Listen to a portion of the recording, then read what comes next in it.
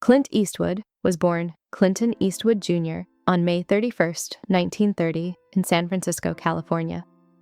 Raised during the Great Depression, he learned the value of hard work and resilience early on. Growing up with his parents, Clinton Eastwood Sr. and Margaret Ruth.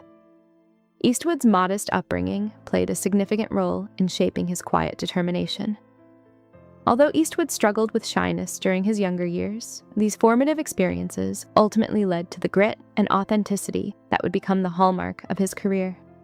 His early life instilled a sense of discipline, which would go on to define his legendary roles on screen. Despite early self-confidence challenges, Eastwood's unyielding nature set the stage for his later success in Hollywood, establishing him as one of the most iconic figures in cinema. From odd jobs to acting, the early struggles before achieving fame, Clint Eastwood worked a series of odd jobs to support himself, including positions as a lifeguard and paperboy. It wasn't until he enlisted in the U.S. Army during the Korean War era that Eastwood's disciplined nature truly took shape. Though he did not see combat, the time spent in the military helped develop the quiet stoicism that would come to define his characters. After returning to civilian life, Eastwood pursued acting more seriously. He studied under various teachers and appeared in small television roles. His big break came with the 1959 to 1961 television series Rawhide, where he played the character of Rowdy Yates. Although not a star at first, his portrayal of the determined cowboy set the stage for the legendary career that followed. The Dollars trilogy and rise to fame. Clint Eastwood's rise to international fame came in the 1960s through his collaboration with Italian director Sergio Leone. Together, they created the Dollars trilogy, consisting of A Fistful of Dollars, 1964, For a Few Dollars More, in 1965, and The Good, the Bad, and the Ugly, 1966. These spaghetti westerns revolutionized the genre by presenting anti-heroes and morally ambiguous characters, a stark contrast to the more traditional, idealized heroes of earlier Western films. Eastwood's portrayal of the man with no name became iconic, capturing the essence of a new kind of cinematic hero: quiet, efficient, and complex. This period solidified Eastwood as a major star and introduced his unique screen presence, a man of few words, but intense emotion, drawing audiences to his every move. Clint Eastwood, as director, Play Misty for Me. Clint Eastwood's talents extended beyond acting as he made a significant mark as a director. His directorial debut came in 1971 with Play Misty for Me, a psychological thriller. The film revealed Eastwood's keen eye for suspense and his ability to create tension through pacing and character development. Eastwood continued to expand his directing career in the following decades, with classics such as Unforgiven, 1992, Million Dollar Baby, 2004, Gran Torino, 2008, and American Sniper, 2014. His direction often explored themes of morality, redemption, and the complexities of the human struggle. These films not only established him as a visionary director, but also earned him multiple Academy Awards, solidifying his place as one of Hollywood's most influential filmmakers. Relationships beyond marriage, Roxanne Tunis. While still married to Maggie Johnson, Clint Eastwood had a significant relationship with Roxanne Tunis, a stuntwoman and model. This long-term partnership lasted from 1959 to 1973 and resulted in the birth of their daughter, Kimber Eastwood, in 1964. Although they never married, this relationship added another layer to Eastwood's complex personal life during the early years of his Hollywood career. Tunis and Eastwood's connection occurred while he was becoming a rising star in both television and film, and Kimber would grow up experiencing the dual realities of being the child of a famous actor while navigating the intricacies of Eastwood's personal life. Their relationship, although not widely publicized, shaped part of Eastwood's family dynamics.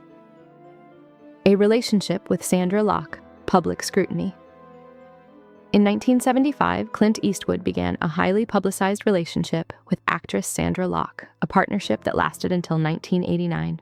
Locke, an actress in her own right, starred alongside Eastwood in several films, including notable westerns and dramas. Their relationship was widely followed by the media, with tabloids chronicling both their personal and professional lives. Despite their on-screen chemistry and personal connection, Eastwood reportedly continued other relationships during their time together, leading to tensions in their partnership. Eastwood fathered at least 3 children with other women while still involved with Locke, which added complexity to the public narrative surrounding their relationship. The breakup in 1989 marked the end of one of his most scrutinized partnerships, but it also set the stage for new chapters in his personal life. Secret affair and family expansion. Jocelyn Reeves. During the same period, Clint Eastwood was involved in a private affair with flight attendant Jocelyn Reeves. Their relationship remained largely out of the public eye, and from this union, Eastwood fathered 2 children, Scott, born in 1986, and Catherine, born in 1988. The relationship, while not widely known, expanded Eastwood's family and reflected the complex nature of his personal life. As a public figure, Eastwood's career achievements were celebrated, but his personal life, marked by private relationships and children born outside of marriage, painted a more nuanced picture of his private world. This aspect of Eastwood's life underscores the contrast between his public persona and the more discreet elements of his personal affairs. A brief romance, Frances Fisher. Clint Eastwood's relationship with actress Frances Fisher also played an important part in his personal story. They were romantically involved during the 1990s, and their connection resulted in the birth of their daughter, Francesca Eastwood, in 1993. Fisher, an established actress known for her roles in films like Titanic, had a bond with Eastwood during a period when he was solidifying his legacy as a director. Their relationship, although shorter compared to some of his earlier partnerships, was significant and contributed to Eastwood's evolving family dynamic. Despite the brief nature of their romance, the birth of their daughter marked a meaningful chapter in Eastwood's life, showing that even as his career flourished, his personal life continued to evolve. Eastwood's respect for Van Cleef's craft. Clint Eastwood's admiration for Lee Van Cleef went beyond their shared career in westerns. It was rooted in Van Cleef's ability to elevate every scene he was in.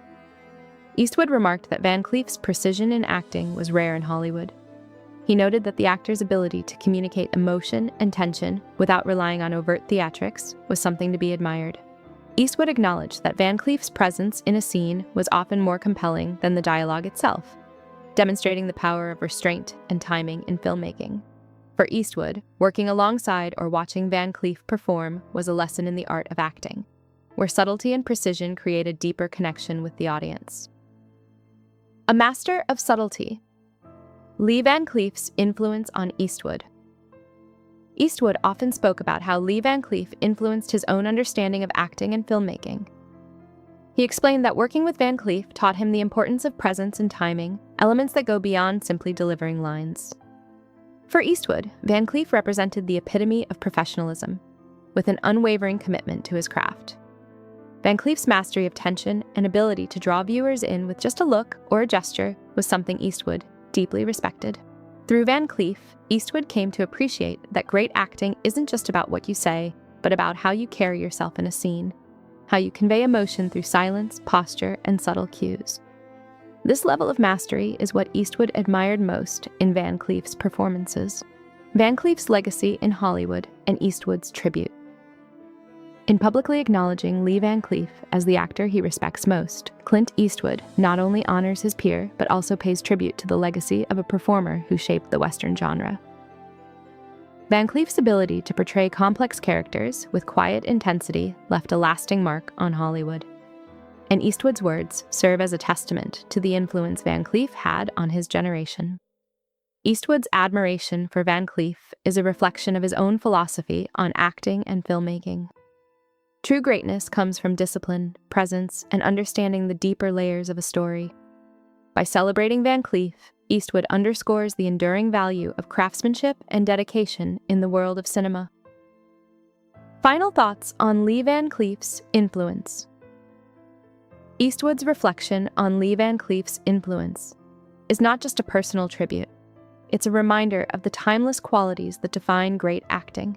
The precision, professionalism, and emotional depth Van Cleef brought to his roles serve as a blueprint for aspiring actors. For Eastwood, watching Van Cleef perform was a formative experience, one that stayed with him throughout his career. As Eastwood himself concluded, Lee Van Cleef was something special.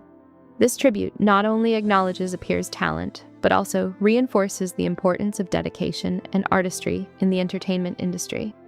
ensuring that Van Cleef's legacy will continue to inspire future generations.